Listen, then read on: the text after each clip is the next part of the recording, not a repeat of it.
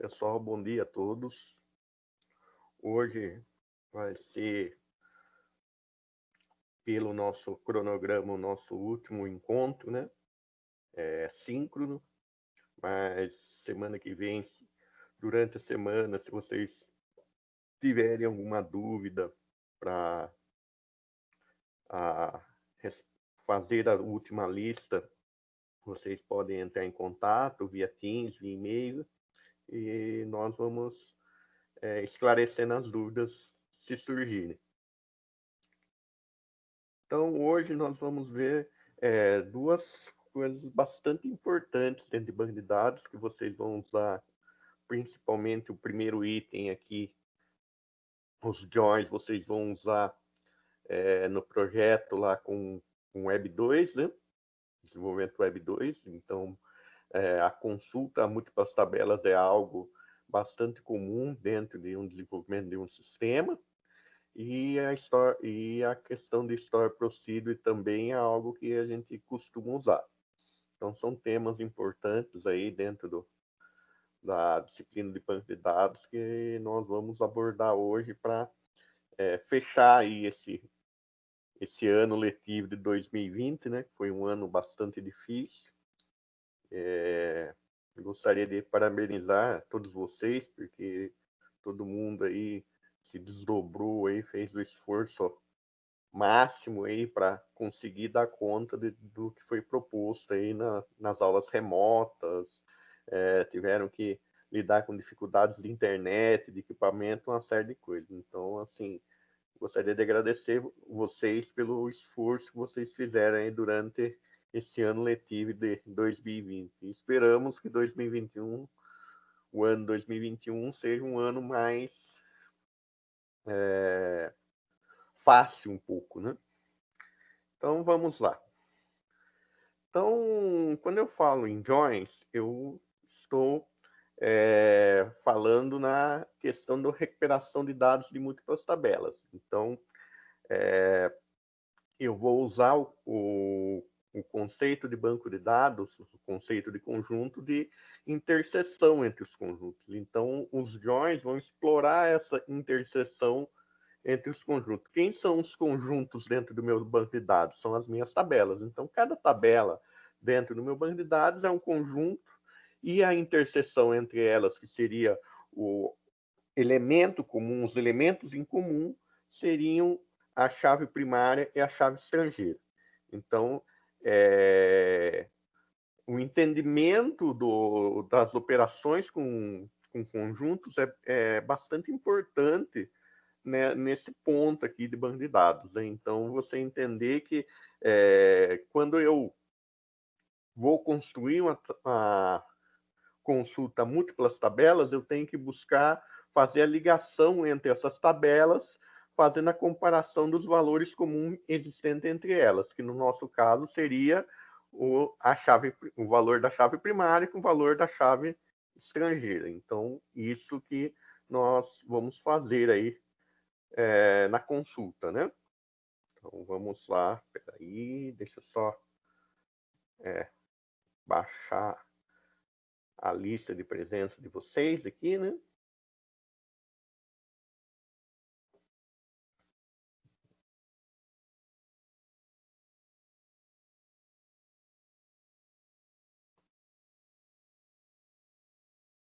Então, vamos lá. Quando eu tenho joins, eu tenho que usar o que a gente chama de qualificador de nome. Qualificador de nome, no meu caso, eu poderia criar um alias, um apelido na hora que eu vou construir a minha consulta para usar esse apelido como o nome da tabela, ou eu posso usar diretamente o próprio nome da tabela. Então, aqui, para facilitar um pouco mais a vida da gente, não confundir tanta com mais um item que seria o uso de apelidos para tabela, eu costumo usar somente o nome da tabela. Então, por exemplo, eu tenho uma coluna descrição na tabela produtos. Para fazer a referência a essa coluna descrição na tabela produto, eu vou pôr o nome da tabela, então produtos, ponto descrição. Então, sempre vai ser isso. o nome da tabela, ponto, o nome da coluna ou do campo que você quer acessar. Por que nós fazemos isso? Porque eu posso ter em diferentes tabelas o mesmo nome de campo. Então, isso pode ocorrer, dar um erro. Então, o que vai acontecer? Se eu puser somente o nome do campo, a consulta vai ficar perdida, porque às vezes, mas de qual tabela pertence esse campo? Porque muitas vezes eu possa ocorrer de existir o mesmo nome de campo em tabelas diferentes. Então, por isso, eu tenho que especificar o nome da tabela para daí depois especificar o nome do campo. Então, é assim que nós vamos fazer. Ah, mas na consulta de uma tabela eu poderia fazer dessa maneira também? Pode, não é necessário, mas pode. Seria um excesso de zelo fazer isso numa consulta uma tabela, mas é possível fazer sim.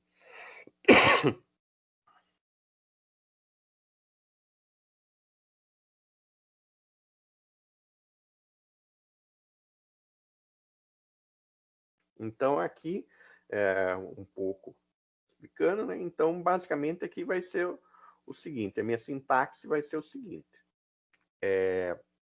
o nome da tabela, da minha ponto, o nome do campo, vírgula, porque eu posso, na hora que eu for mostrar os dados, eu posso mostrar os dados de diferentes tabelas. Então, vejam que eu estou buscando um dado numa tabela 1 e de um determinado campo 1 dessa tabela, vírgula, um de uma segunda tabela, ponto, o nome do campo dessa segunda tabela. From.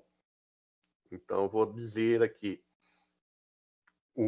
de qual vai ser a minha primeira tabela. Geralmente, essa minha primeira tabela é a tabela que tem a chave primária no relacionamento, o tipo de join. Então, o tipo de join aqui poderia ser inner join, left join, inner join. Nós vamos ver os tipos de join que podem ocorrerem aqui. E o nome da segunda tabela. Ah, mas se eu for trabalhar com mais tabelas, vocês vão fazer daí o quê?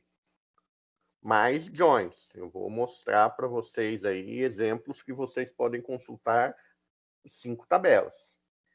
Mas para você conseguir consultar essas 5 tabelas, vocês têm que ter acesso ao diagrama. Então, para você conseguir olhar no diagrama como as tabelas estão relacionadas, para saber a ordem de início da construção do seu join.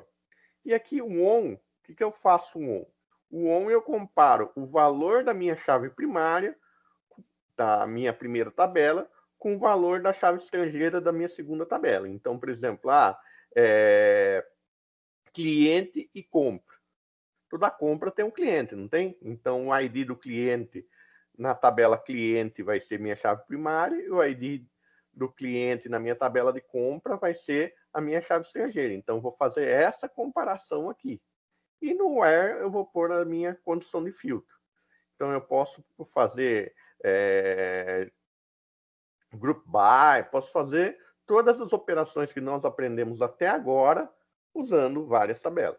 É só saber como usar essas operações aí dentro da consulta que eu desejo fazer. Então, um exemplo, né? Então, tem o CPF aqui de um usuário, eu tenho que é a minha chave primária e tenho o CPF aqui como chave estrangeira, associando o usuário a um determinado endereço ou vários endereços. Então, essa parte aqui depois só para vocês fazerem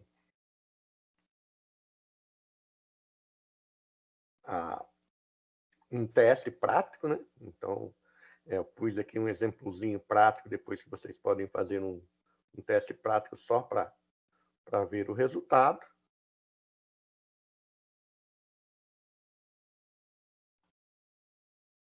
E daí, para eu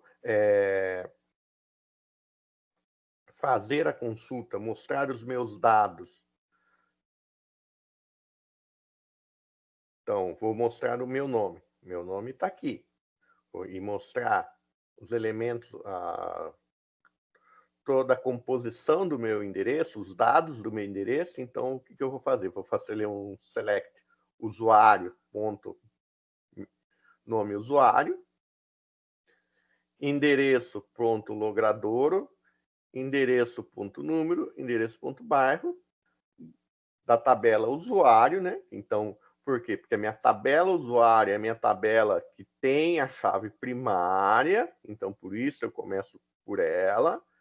Inner join. Então, inner join é um tipo de join, é o join mais comum que nós usamos dentro de desenvolvimento. Então, a maioria dos sistemas, normalmente você vai usar inner join. Então, o sistema que vocês estão fazendo em Web 2, para vocês consultarem mais de uma tabela, trazer dados, por exemplo, montar dado para a emissão de uma nota fiscal. Vocês vão consultar várias tabelas. Eu vou até dar um exemplo depois aqui durante a aula, mas basicamente vocês vão usar aí dados de 5 tabelas, no mínimo, para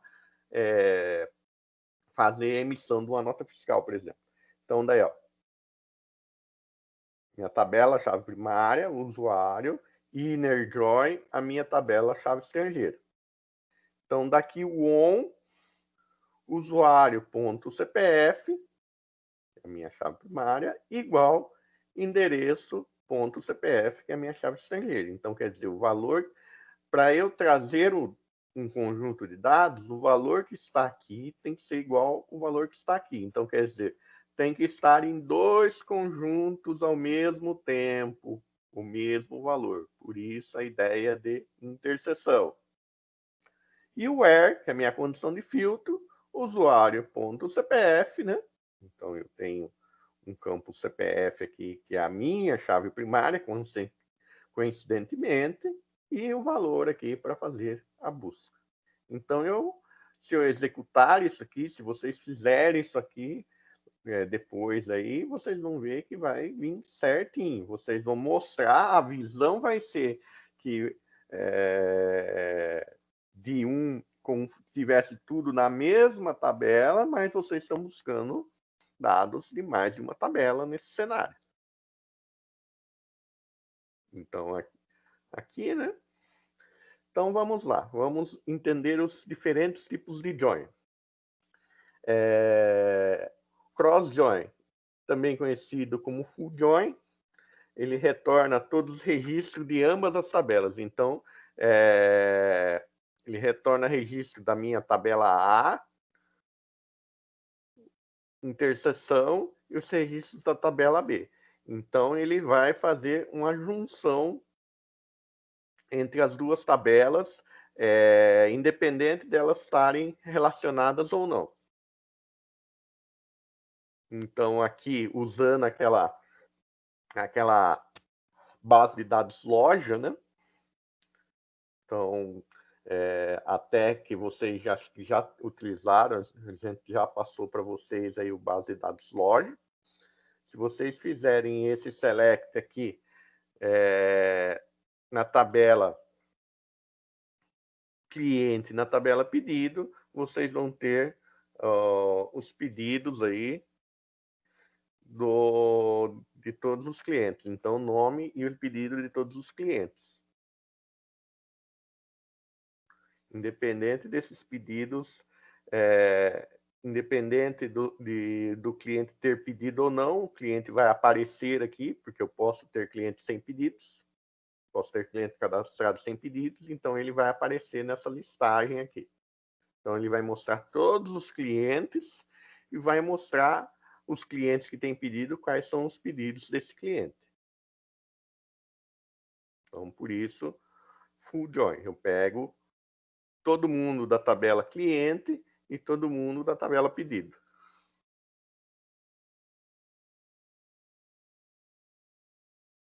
Bom dia, Maria Eduarda. Tudo bem?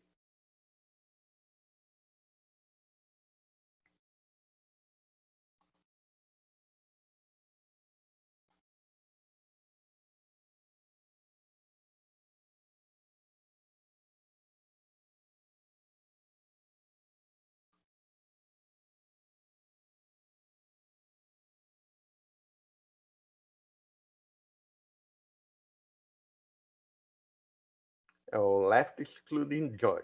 Essa tabela retorna apenas registros da esquerda. Como que eu sei o que é esquerda e o que é direita? Esquerda sempre vai ser, dentro do meu relacionamento, a tabela que possui a chave primária. E direita vai ser a tabela que possui chave estrangeira.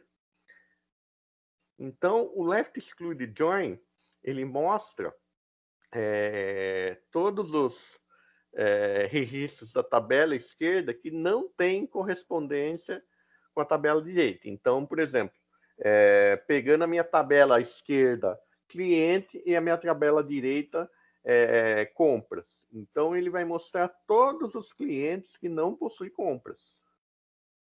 Ó, select nome cliente aí de pedido da tabela cliente, left join pedido, comparando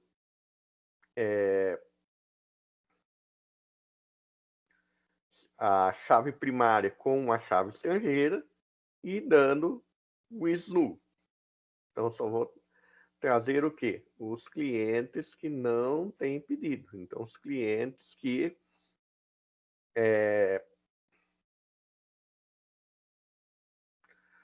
estão somente na tabela esquerda. Então, lembre-se, tabela esquerda sempre é a tabela que está armazenando a chave primária. E a tabela direita é a tabela que está armazenando a chave estrangeira no relacionamento. Então, right exclude join, retornará todos os registros da tabela direita que não têm correspondência com a tabela esquerda. Então, por exemplo, se existisse a possibilidade de existir compra sem cliente. Então, se eu não tivesse feito a regra de restrição dentro do banco, na hora que eu criei a minha chave estrangeira, né, não tivesse posto on delete cascade ou on update cascade, eu poderia ter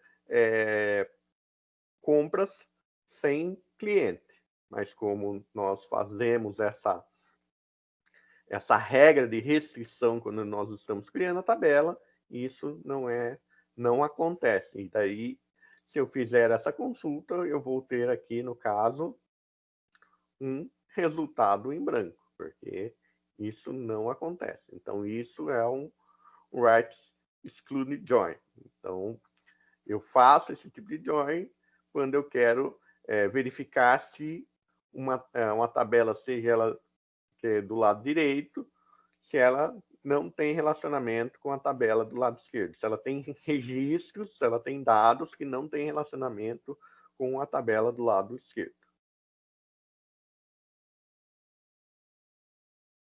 Então vejam que sempre é a mesma estrutura, né? O select normal, com os campos que eu quero visualizar, from a minha tabela que possui o meu campo chave primária, o tipo de join, né, que eu estou fazendo, a tabela que possui a chave estrangeira, a comparação entre o valor da chave primária com a chave estrangeira e uma condição aqui de filtragem.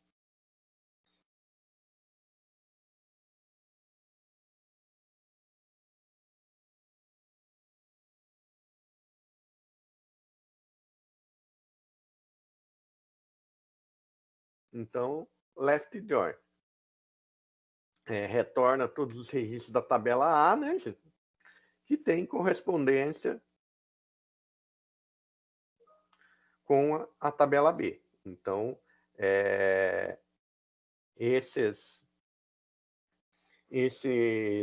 esse join, ele vai trazer o quê? Todos os clientes que possuem compras. Bom dia, Stephanie, tudo bem?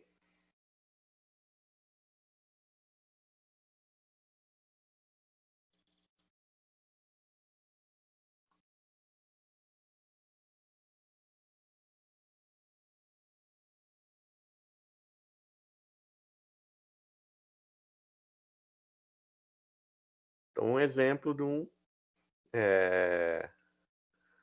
um left join. Então, estou trazendo aqui o quê? Todos os clientes existentes na tabela cliente.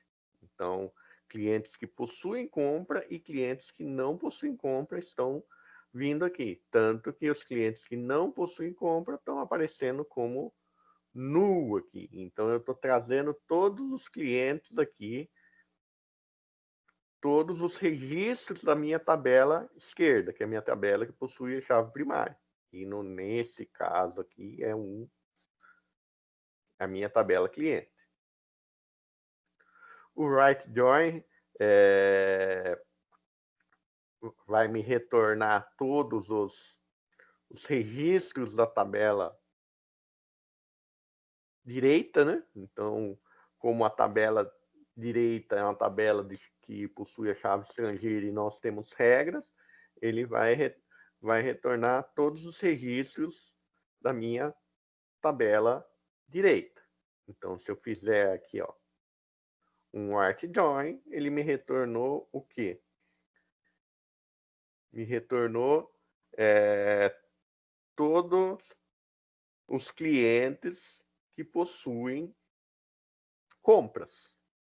Então, o retorno aqui foi dos clientes que possuem compras. Então, todos os clientes que estão aparecendo aqui fizeram algum tipo de compra, diferente do left join. O left join me mostrou clientes que possuem compras e que não possuem compras.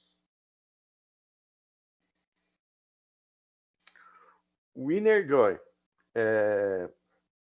ele retorna todos os registros da tabela esquerda que tem correspondência com a tabela direita. Então, por exemplo, se eu fizer fazer um select utilizando o inner join, ele só vai retornar um cliente que possua pedido. Se um determinado cliente não possuir pedido, ele não retorna aquele cliente na hora que eu fizer o select. Então, sempre tem que ter a relação. Então, tem que existir um valor igual para a chave primária e a chave estrangeira. Então, se houver nessas duas tabelas um valor igual de chave primária e chave estrangeira, vai ser retornado pelo inner join. Então, por isso, ele termina sendo o join mais comum, mais utilizado aí dentro da área de banco de dados, dentro dos sistemas aí que utilizam o banco de dados. Então, aqui, a mesma coisa, né? A única diferença que nós vimos dos outros joins foi a questão do tipo de join. Então, inner join. Então, fiz o meu select aqui, né? Cliente.nome, pedido.id cliente, pedido.id pedido, from tabela cliente, que é a minha tabela esquerda, minha tabela que possui a chave primária, inner join, que é a minha tabela direita, que possui a chave estrangeira. E fiz a comparação aqui entre as chaves, a chave primária com a chave estrangeira. Ah, professor, mas se eu inverter, puser pedido.id cliente igual a cliente.id cliente, vai funcionar? Funciona. Eu deixo chave primária e chave estrangeira por questões didática para vocês conseguirem visualizar bem a questão das comparações do join. Mas se eu inverter aqui, não tem problema nenhum. Vocês não vão ter problema nenhum de não funcionar só pelo fato de vocês inverterem essa comparação aqui. Então, aqui nós temos um exemplo do inner join com várias tabelas, né? Então, tem a tabela cliente, tem a tabela pedido, tem a tabela vendedor, tem a tabela item pedido e tem a tabela produto. Então, o que eu quero? Eu quero mostrar todos os clientes ordenados, né? Então, eu vou usar um order by no nome do cliente, que tem prazo de entrega maior do que 15 dias, né? Então, esse maior do que 15 dias está na tabela pedido, que eu tenho um campo chamado prazo de entrega. O nome do cliente está na tabela cliente,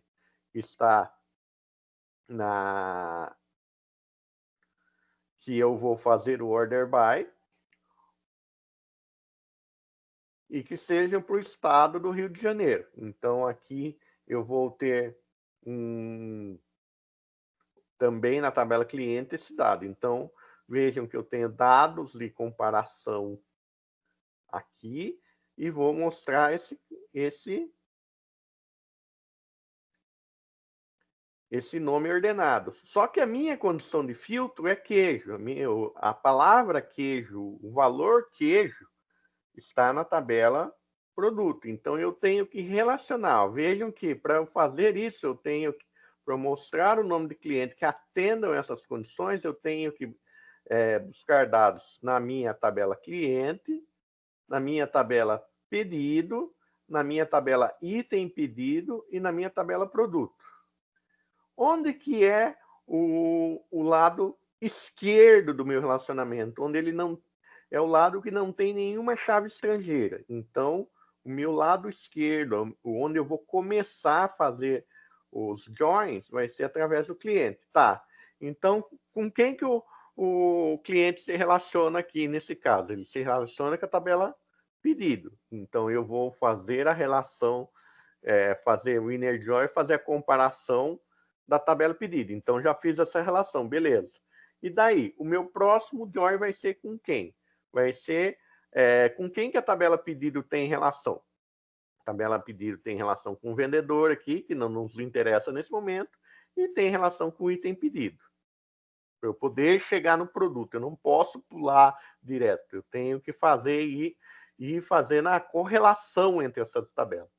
Então, a tabela pedida, a tabela item pedido, tem em comum o ID do pedido. Então, vou fazer a comparação desses dois IDs para eu chegar aqui. Cheguei aqui.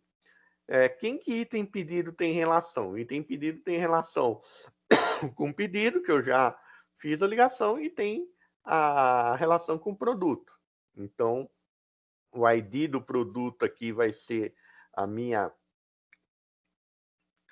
chave primária, e o ID do produto aqui no meu item pedido vai ser minha chave estrangeira, e eu vou fazer essa comparação. Então como fica esse romance SQL? Porque isso aqui vai virar um romance, é uma instrução grande. Então vamos dar uma olhada. Então aqui, ó, eu quero mostrar o nome dos clientes, né? Então aqui, se vocês verem, eu estou pedindo para mostrar o nome dos clientes. Então, que eu vou fazer no meu select cliente.nome, from cliente inner join pedido. Então, ó, fizemos esses dois aqui. Comparei, né, ID cliente.id cliente, um pedido.id cliente. Daí, depois, eu vou fazer o meu segundo join. Então, o meu segundo join vai ser com quem? O meu primeiro join eu fiz entre essas duas.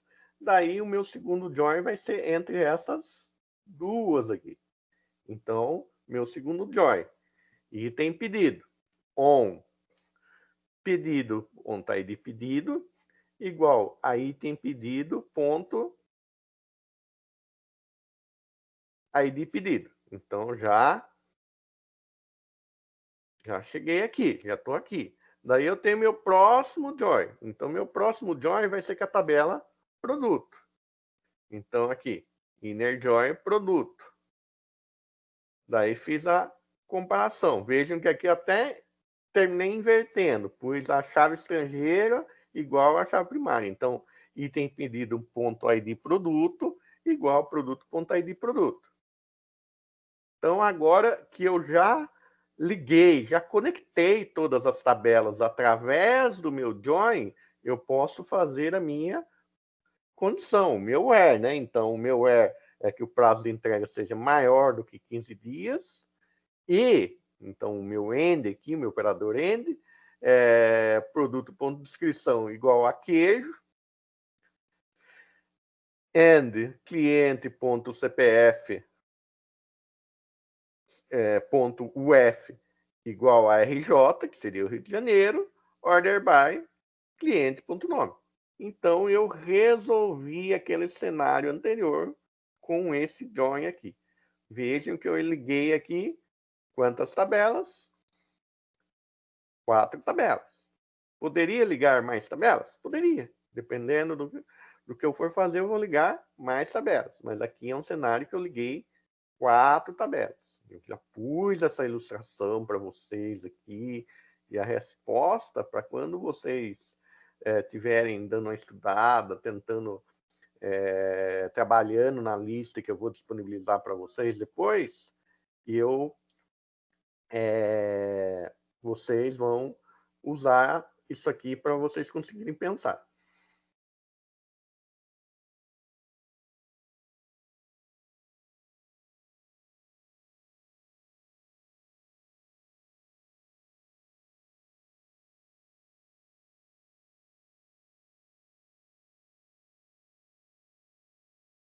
É mais assim como você atualizar a chave primária, Joab. Então, por exemplo, olhando aqui, olhando aqui.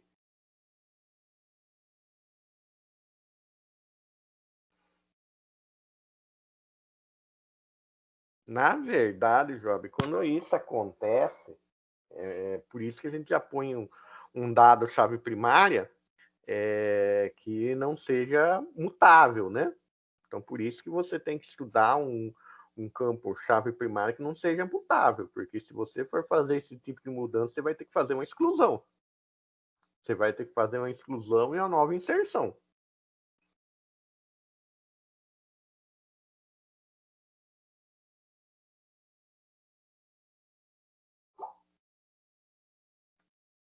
Porque o que acontece? Se você tiver com as regras de integridade habilitadas, o banco não vai deixar fazer isso.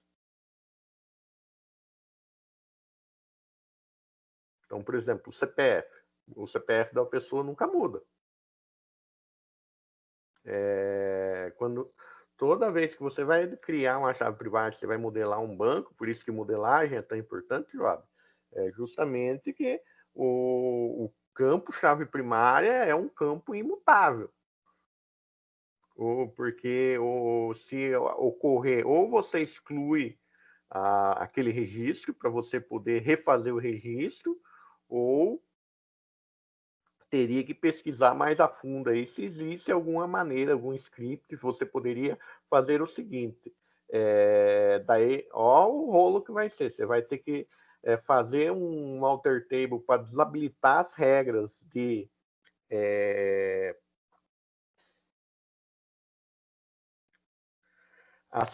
integridade, fazer a modificação na tabela com a chave primária e tabela que tiver registro relacionado na chave estrangeira, você vai ter que fazer também na mão. Você vai ter que fazer um script para fazer isso. Então, a maneira de automatizar seria, por exemplo, você criar uma Store Procedure, que é o próximo tema que nós vamos fazer. Nós vamos visualizar aqui, vamos estudar um pouco, onde esse Store Procedure desabilitasse as regras de integridade das tabelas envolvidas, fizesse as modificações, fizesse os updates da tabela e depois reabilitasse. Essa seria a maneira de isso ser feito. Se você for falar, não quero apagar o registro, eu quero simplesmente fazer um update. Mas veja que é um trampo homérico. Então, quer dizer, se eu precisar fazer isso, quer dizer que minha modelagem está ruim. Porque sempre quando vocês forem modelar um campo de dados, chave primária, pense num valor que é o valor que vai morrer com cada registro. Não vai, é imutável. Esse é um conceito. Então, aquilo que eu falo para você, até dá para fazer o que você me perguntou, mas se precisar fazer isso num banco, tem coisa errada na modelagem. Porque aí você está quebrando a integridade do banco, né?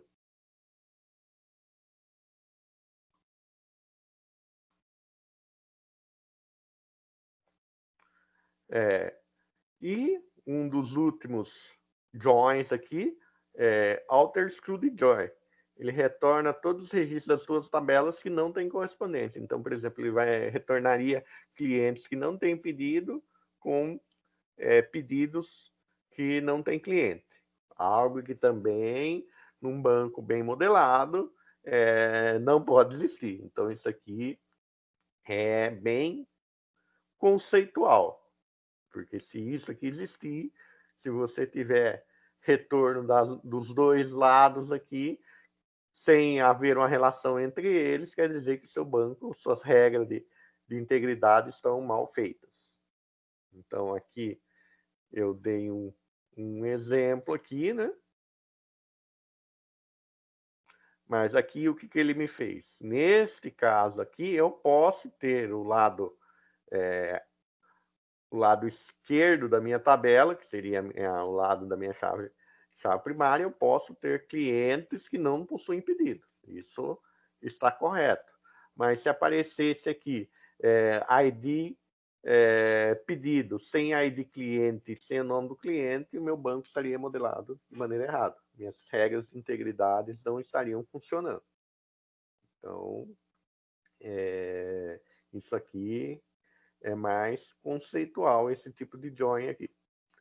E aqui nós temos aqui um resumo, certo? Dos joins, do SQL joins. E esse resumo aqui é o do SQL padrão. O MySQL é o que respeita mais o SQL padrão, a sintaxe ANSI 92, né? Então, por isso, nós conseguimos fazer aí a maioria desses joins dentro do MySQL. Às vezes precisa modificar alguma estrutura, algum detalhe pela particularidade da sintaxe do ambiente, mas nós conseguimos fazer. Então, aqui é um resumo aí de todos os joins. Pessoal, dúvidas quanto a join?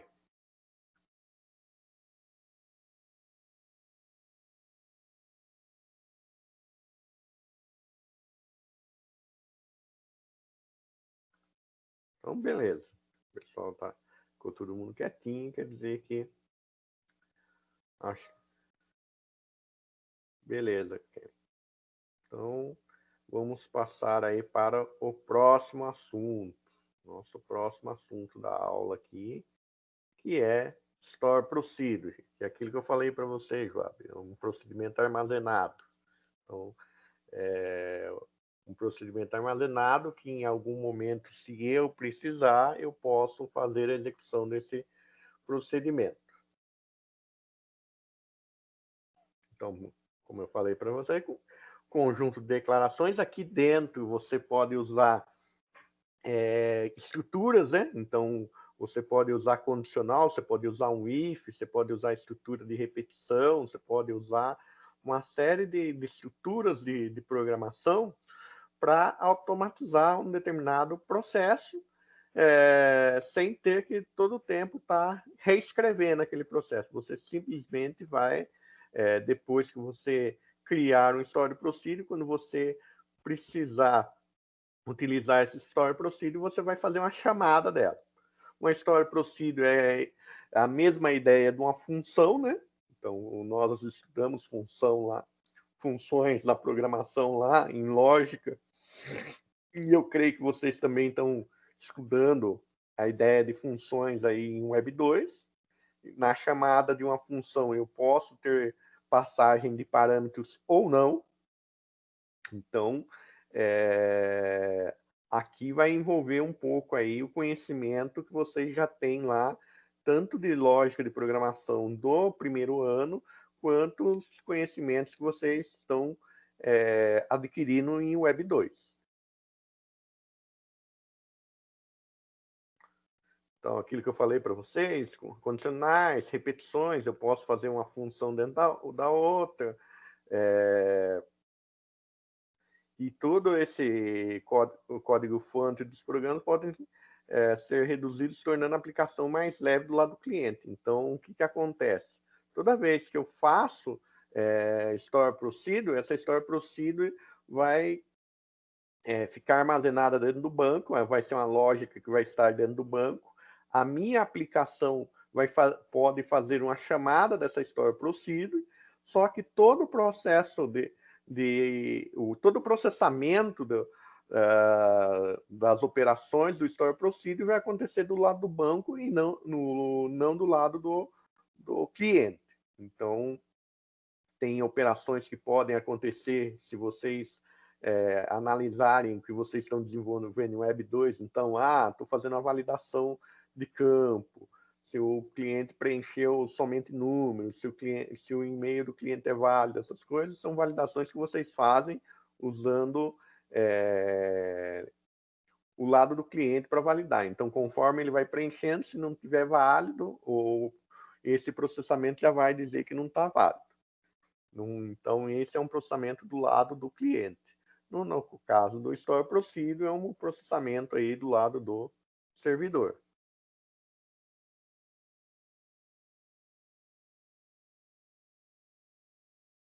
Então,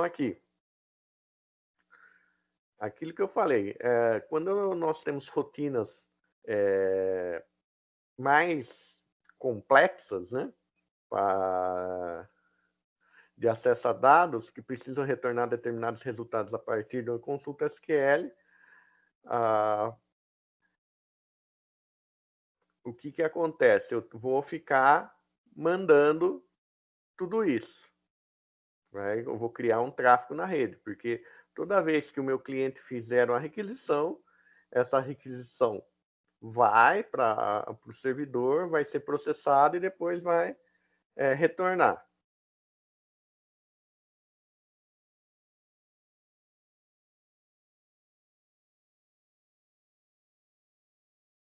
Então, por exemplo, para montar um relatório de venda, um relatório, um processo de venda, são feitas 10 consultas SQL, gerando 10 interações com SGBD, tanto para aplicações web como para desktop. Então, esse processo, ou mobile também, né? Então, se eu estiver trabalhando com aplicação mobile, que ela acesse a base de dados, isso aqui também vale para uma aplicação mobile.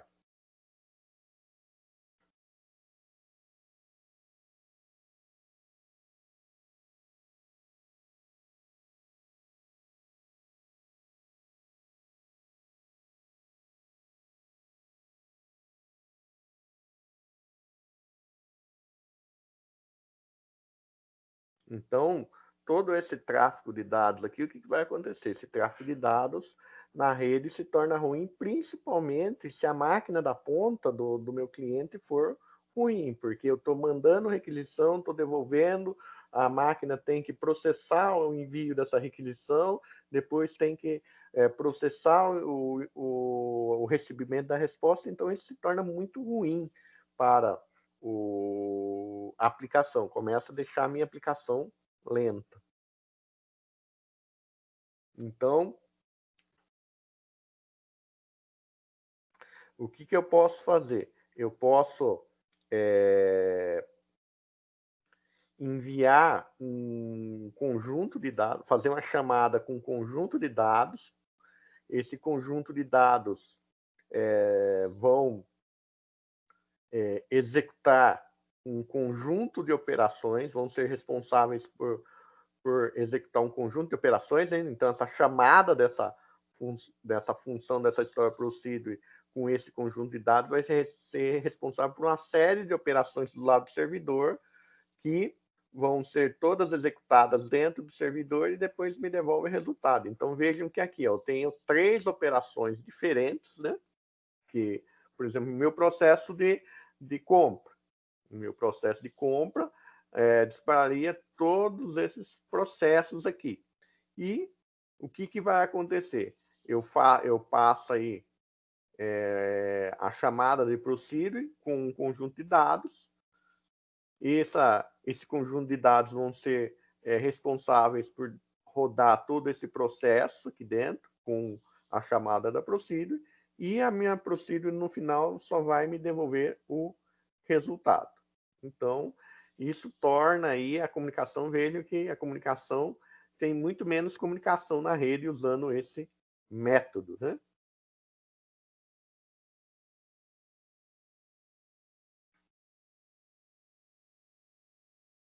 Então, quais seriam as principais vantagens de nós ou desvantagens de nós usar o Store Procedure? Então, os pontos positivos é simplificar a execução de instruções SQL pela aplicação, porque daí na aplicação você vai fazer somente chamadas, né? Então, dentro do seu PHP lá, você vai fazer somente uma chamada do Store Procedure e não vai ter que escrever um SQL inteiro.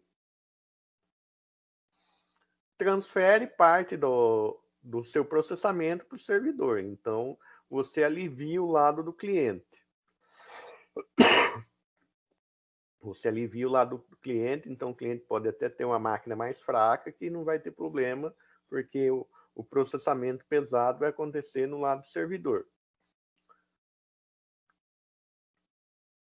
Facilita a manutenção, por quê? Porque quando eu quero fazer uma determinada modificação, em vez de eu ter que ficar fazendo modificação em vários pontos do meu código-fonte da minha aplicação, eu vou fazer uma modificação simplesmente numa Store Procedure dentro do servidor de banco de dados. Então, é mais fácil isso, né? Você ter algo mais centralizado dentro da sua aplicação, mais organizado dentro da sua aplicação. E quais seriam os pontos negativos, né?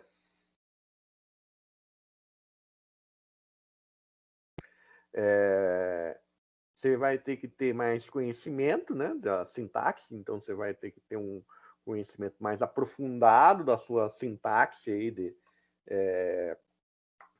de SQL, e o SQL é utilizável dentro do seu banco de dados específico, porque cada banco de dados vai ter, cada sistema de gerenciamento de banco de dados vai ter uma sintaxe específica.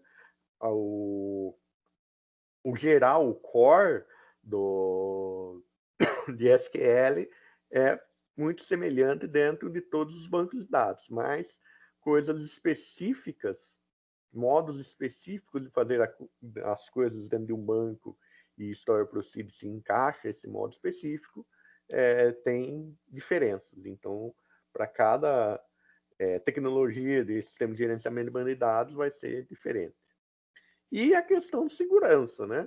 Mas aí também é uma questão institucional, porque quem tiver acesso, tiver permissão máxima dentro de um servidor de banco de dados, vai conseguir aí alterar, modificar o código de uma Store Procedure. Então, aí essa questão de segurança é algo institucional. Deve ter acesso máximo ao banco de dados somente pessoas de confiança da instituição.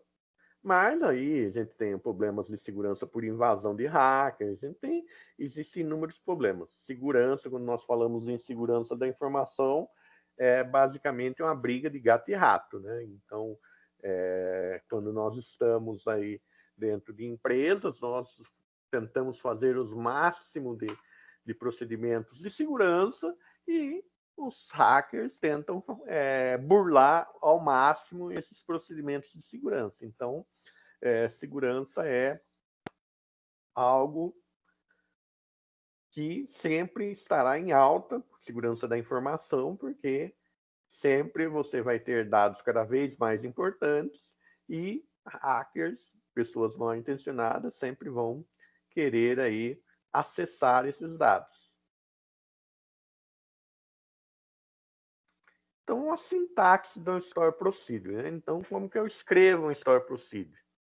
Eu vou ter aqui o comando, sempre vou começar com delimiter e os dois cifrões. Daí eu vou ter... Por que eu tenho esse delimiter? Porque quando eu começar a escrever aqui dentro, nesse espaço do delimiter,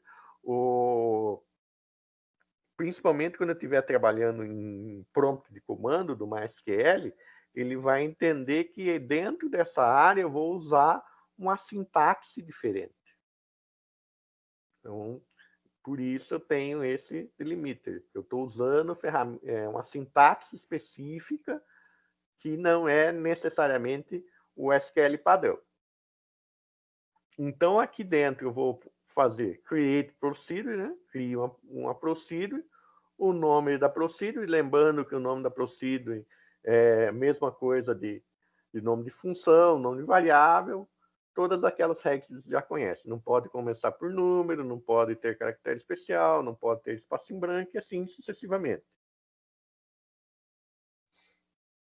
Tipo de parâmetro, então o tipo de parâmetro pode ser um parâmetro, ele pode ser de entrada, ele pode ser de saída, ou pode ser de entrada e saída ao mesmo tempo. Se o parâmetro for de entrada e saída, então eu vou ter que fazer um retorno dessa procedure. Para eu fazer o retorno dessa procedure, o que eu tenho que fazer? Eu tenho que fazer esse retorno dessa procedure para uma variável lá dentro do SQL, para daí eu conseguir usar os dados da procedure. O parâmetro, né, o nome do parâmetro, então aqui seria um parâmetro que eu falo, uma variável. É a mesma ideia de funções, que vocês já viram tanto em lógica, como já devem ter visto em Web 2. A única coisa que muda em relação a uma função é que numa função eu não determino esse tipo aqui de parâmetro. E o tipo de dado, né? Data type. Então, o tipo de dado inteiro, varchar, todos os tipos de dados válidos dentro do MySQL. Em vez de eu ter abre e fecha chaves, eu tenho um begin end. Então, abrir um begin, tem que fechar um end.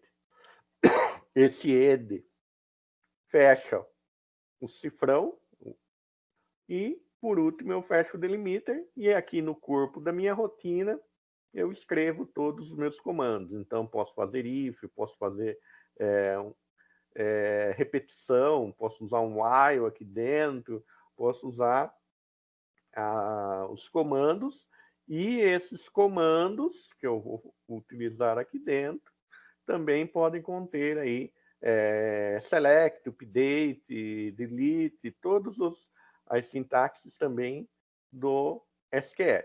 Então, é uma ferramenta bem poderosa aqui dentro. Então, aqui tem um pouco de tudo isso que nós explicamos, né?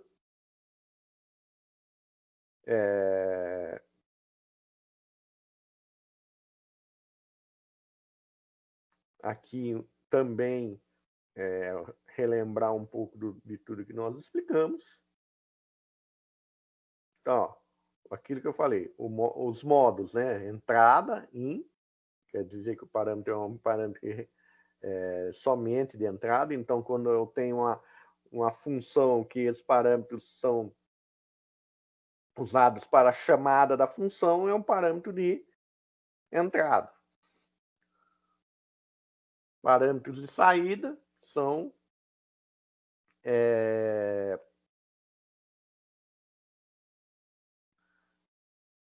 utilizados para retorno aí, se eu precisar retornar alguma coisa de dentro da minha store procedure. É a mesma coisa eu fazer um return na minha função.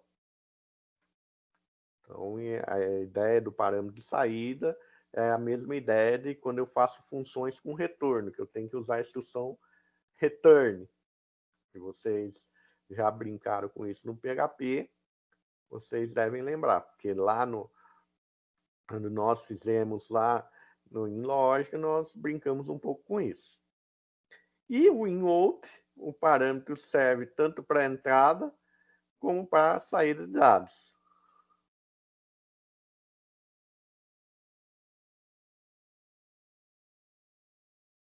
Então, se você estiver trabalhando aí com workbench, né? MySQL Workbench, na hora que você cria ele já dá para você aqui um botão para criar uma Store Procedure, ele já cria uma estrutura mínima para você aqui. Daí você vai escrever sua história, vai dar o nome da sua história procedure aqui no new procedure. Dentro do parênteses você vai passar os seus parâmetros, né?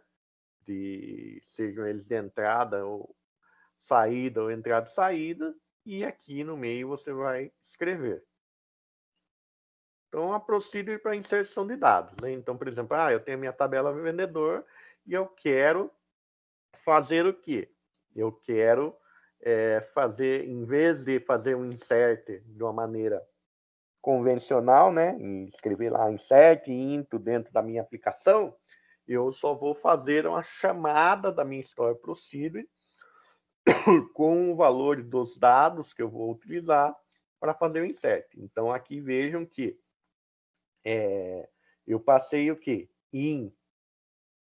O ID do vendedor, que é do tipo inteiro, nome, um varchar do tipo inteiro. Lembrando que, como todo mundo aqui é eu preciso indicar somente uma vez.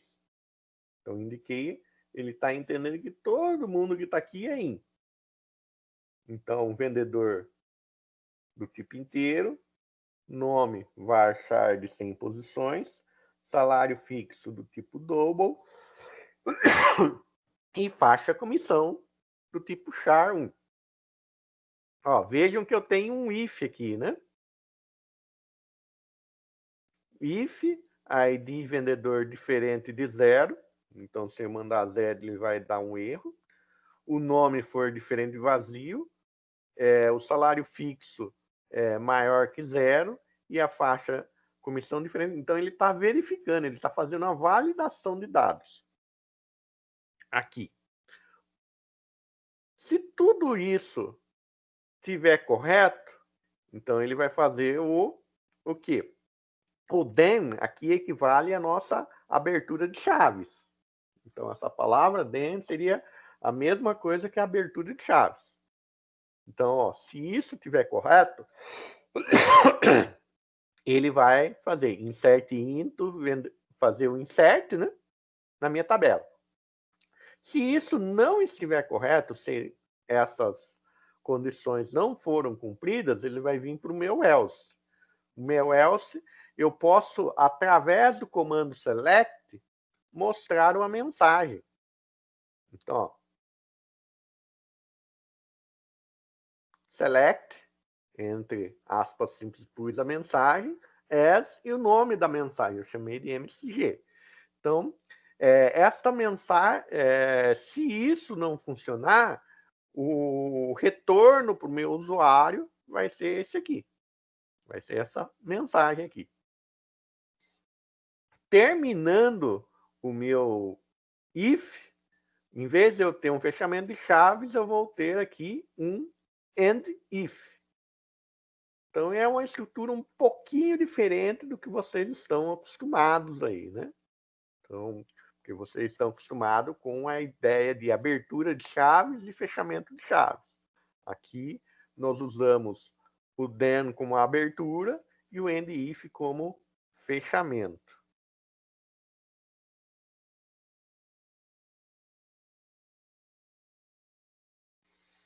Na hora que eu executo, e aqui eu estou escrevendo a minha procedure lá que eu criei aqui no Workbench. Na hora que eu mando salvar, eu mando executar esse comando aqui, mando salvar esse comando para ele criar dentro do banco, isso aqui que nós acabamos de criar, ele vai gerar esse código aqui. Então, use loja, drop if exists a minha procedure, né? E daí ele vai fazer o meu create procedure aqui com toda aquela estrutura que nós fizemos. Então, delimiter, o loja, né? O create procedure, o end e o final do delimiter aqui. Então, se eu fizer isso aqui no prompt de comando, meu código seria aqui. Não precisaria, como já fiz o use no meu prompt comando, eu poderia ocultar isso aqui, né? Do delimiter, create, esse código aqui para ele criar a minha procedure. Aí vejam que ele rodou, né? Aí eu posso fechar. E a chamada da minha procedure no banco, tanto na minha aplicação, por exemplo, lá no PHP, lá na aplicação que vocês estão fazendo, como internamente dentro do banco, eu vou fazer call. Então, a palavra call é uma palavra reservada, é uma chamada, né? Estou chamando o nome da minha procedure e os dados aí de entrada. Então, fiz aí meus dados de entrada. Criar uma outra procedure aqui para mostrar vendedor. Então, nesse exemplo, o que nós fizemos aqui? Valor, faixa, comissão, um char 1. Então, nós vamos ter aqui somente um valor de entrada. Daí, aqui o que eu estou fazendo? Estou analisando. Se o valor for A, o valor ou B, ou o valor for C, então as 3 faixas de comissão possível, eu vou executar o select. Se, por exemplo, na minha chamada aqui eu passar um D, então o valor de faixa de comissão não atende nenhuma dessas condições. Daí eu venho para o meu else. Então, meu else também, de novo, aquela mensagem para eu retornar para o usuário, né? Então, informe uma faixa de comissão válida. Beleza? Então, aqui é a mesma coisa. Fiz um if e a verificação. Estou no processo de criação da procedure, ele gerou todo aquele código inteiro, que é a sintaxe, essa sintaxe aqui, omitindo essa linha use loja e as 2 primeiras linhas aqui é o que vocês usariam num prompt de comando. E a chamada da procedure, ó, call SP. Por que SP? Store procedure. Então, aqui é uma convenção. É o tipo de procedimento, né? Porque nós temos outros procedimentos que podem ser criados dentro do banco, as outras estruturas que podem ser criadas dentro do banco. Então, por isso, o SP mostra o vendedor e o meu parâmetro de entrada, que é um C. Vindo aqui, todos esses exemplos que eu estou dando para vocês aqui é da base de dados loja. Então, se vocês quiserem testar depois na base de dados loja tudo isso que nós estamos fazendo, podem testar. Até para vocês. Ah, legal.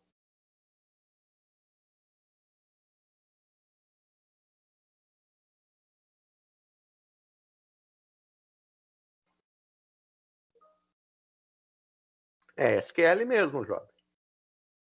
Mas, na verdade, o que acontece? Depois que você cria isso aí, ele vai criar uma estrutura interna do banco igual uma tabela. Ele vai criar uma estrutura interna lá dentro igual uma tabela. Se você fizer um backup do banco que tem procedure e tem outras estruturas, no script do backup vai vir também aí as procedures que estão armazenadas dentro do banco. Então, tudo que você gera dentro do banco, se você for resgatar, depois for fazer backup disso, vai gerar uma sintaxe SQL, um arquivo SQL.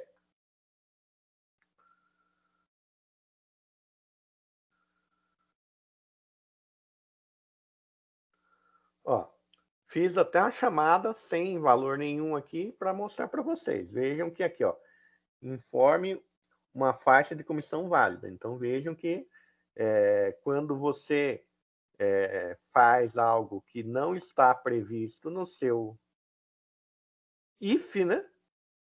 Não está previsto aqui, ele vai cair no seu else e vai mostrar a mensagem para vocês aqui.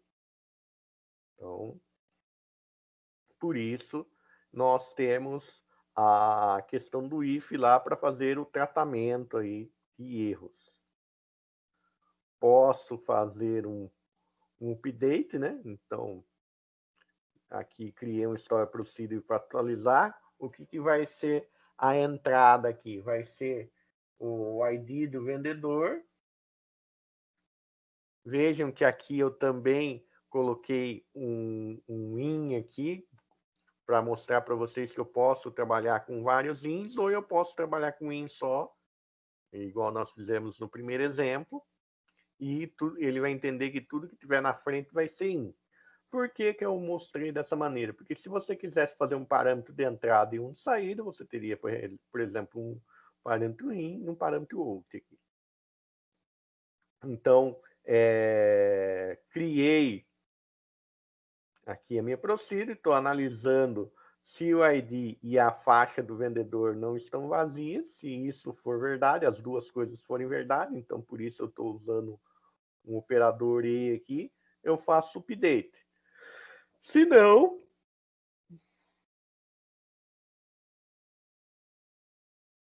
eu mostro uma mensagem de erro aí para o meu usuário. Mesmo processo, né? E para fazer uma chamada, também a mesma coisa.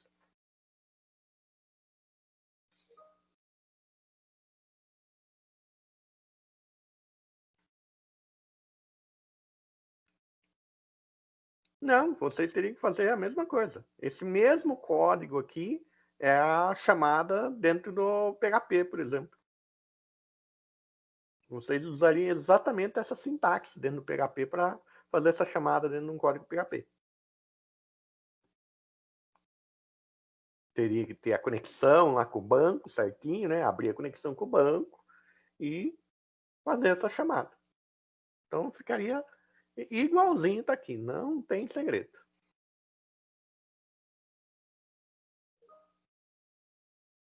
O require aí você teria que fazer para conexão, né?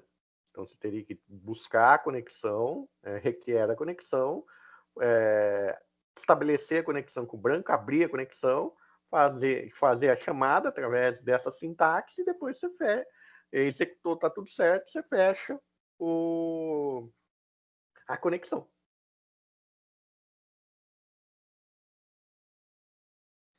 Então, outros exemplos aqui, né? Então, pus aqui alguns outros exemplos aí de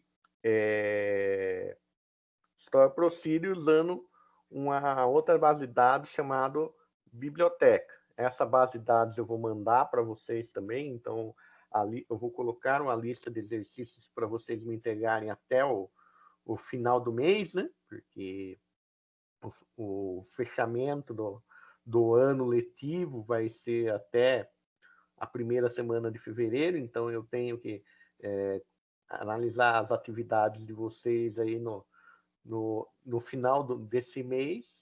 Então, até quem tem algum problema de nota, falta, quer fazer alguma recuperação, alguma coisa, entre em contato para a gente mandar as atividades de recuperação, porque essas atividades têm que ser entregues até o final do mês, porque senão depois eu não consigo mais, aí não tem tempo hábil para fazer as modificações, porque os diários, o ano letivo vai ser encerrado aí em fevereiro.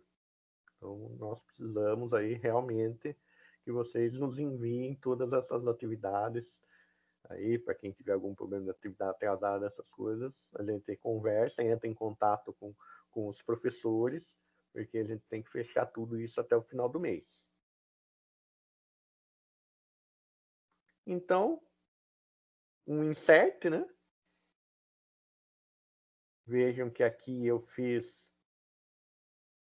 todos os valores, né? Só que nesse insert eu não fiz uma verificação se os campos estão vazios. Eu posso fazer essa verificação dentro da minha aplicação, né? Então, dentro da minha aplicação, eu vou fazer essa verificação. Aqui eu não fiz essa verificação. A chamada, né? Então vejam que eu fiz uma chamada. Por que eu mandei null aqui? Porque nesse ID usuário, o meu ID usuário ele é um autoincremente. Então, quando eu quero que o autoincremente funcione de maneira a gerar o valor automaticamente, quando eu vou fazer o insert, eu mando um valor null. Por isso eu mandei o null, para ele gerar automaticamente o meu ID do usuário. E passei os outros valores normalmente aqui.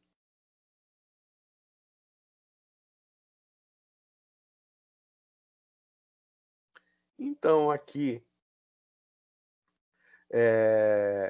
estou inserindo o usuário e estou retornando o último ID, então esse last insert ID aqui vai retornar o que? O último ID inserido.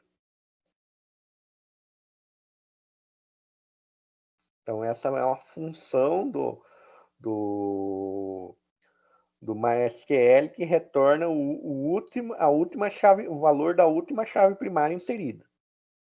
Certo? Então, é isso que essa vai retornar lá na execução. Então, se eu fizer a chamada, ele vai executar, vai aparecer esse cabeçalho e vai mostrar o valor, o último valor inserido.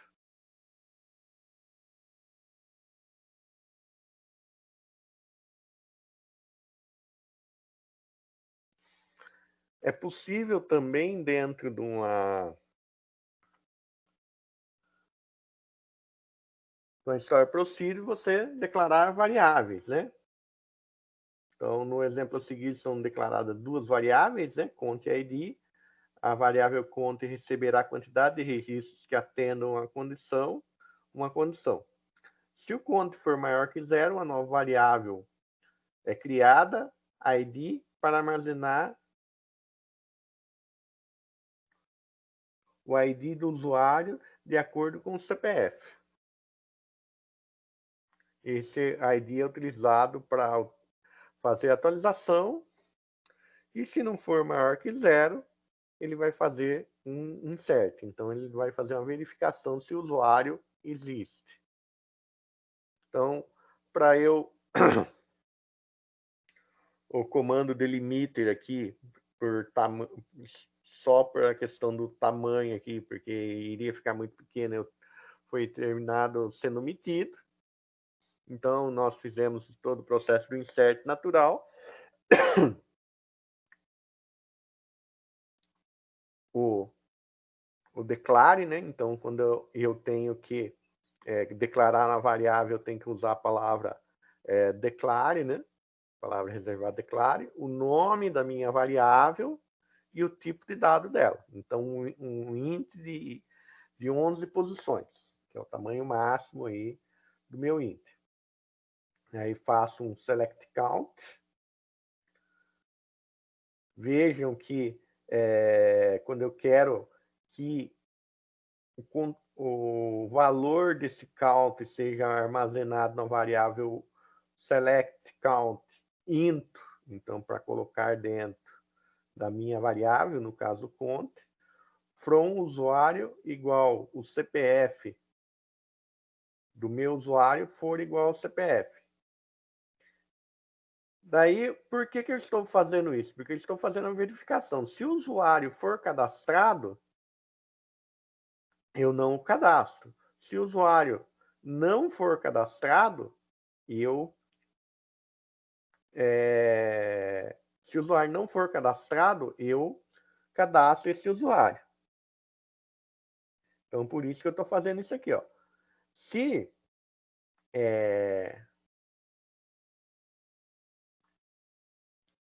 se o count for maior que zero, eu vou criar uma variável, né, ID, que vai receber o CPF do usuário. E vou atualizar algum. Então, isso aqui serve tanto para atualizar um usuário já existente, como serve para inserir um novo usuário. Veja que função legal. Então, eu posso, na mesma função, eu posso verifico. Então, eu verificando se o usuário existe. Então, por isso eu estou fazendo esse select aqui. Se for maior que 0, quer dizer que o meu usuário existe. Então, eu vou selecionar o ID desse usuário e vou fazer a atualização dos dados dele. Se esse ID não for maior que 0, quer dizer que o meu usuário não existe. Meu usuário não existe. Então, quer dizer, eu vou fazer a inserção desse meu usuário. Poderia, além disso, fazer a verificação se os campos aqui dentro, fazer uma verificação se os campos estão preenchidos? Poderia também. Então, vejam que é muito poderoso mesmo aí as possibilidades aí. Então, como o nosso tempo é relativamente curto, eu mostrei as operações mais básicas, não entrei muito em questões de repetição e outras estruturas que podem ser utilizadas aí dentro do Store Procedure, até para não dificultar muito aí os exercícios que vocês podem fazer. Vocês conheceram a estrutura, é uma estrutura importante. Vocês vão ter a oportunidade de fazer alguns exercícios aí, que eu vou subir para vocês, aí eu vou fechando a nossa aula aqui, eu vou subir para vocês, né? E se vocês tiverem dúvidas, vocês entrem em contato tanto via chat ou via e-mail, que eu vou estar à disposição, certo? Pessoal, dúvidas?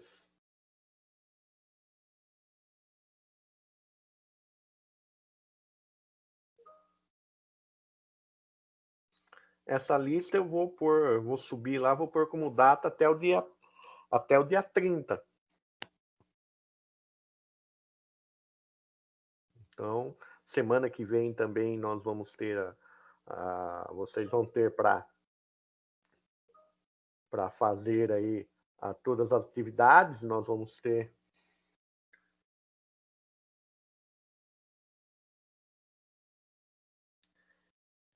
o arroba é que quando eu quero setar uma variável, quero atribuir, eu tenho que pôr o comando, tenho que pôr a variável set, o arroba é reservado, então set arroba é sempre reservado. E daí eu uso essa sintaxe aqui. Então, quando tem duas maneiras de eu fazer aí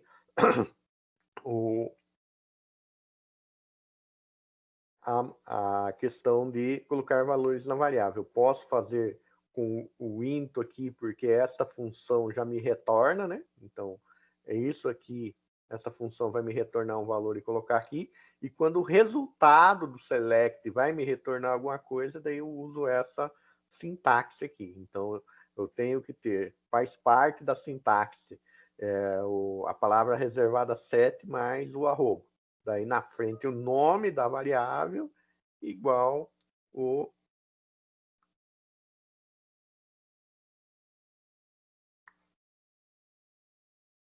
aqui eu estou fazendo isso, João, porque eu já estou criando a variável e colocando o valor ao mesmo tempo, certo?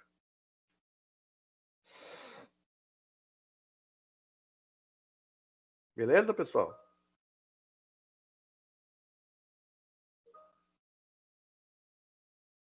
Então, pessoal, muito obrigado pela presença. Nós estamos até agora, vou dar um tempo para vocês aí, tomar um café, daí eu já subo a lista para vocês começarem a trabalhar nela. E se tiverem dúvidas, podem entrar no chat aqui e esclarecer. Vamos encerrar a gravação, né?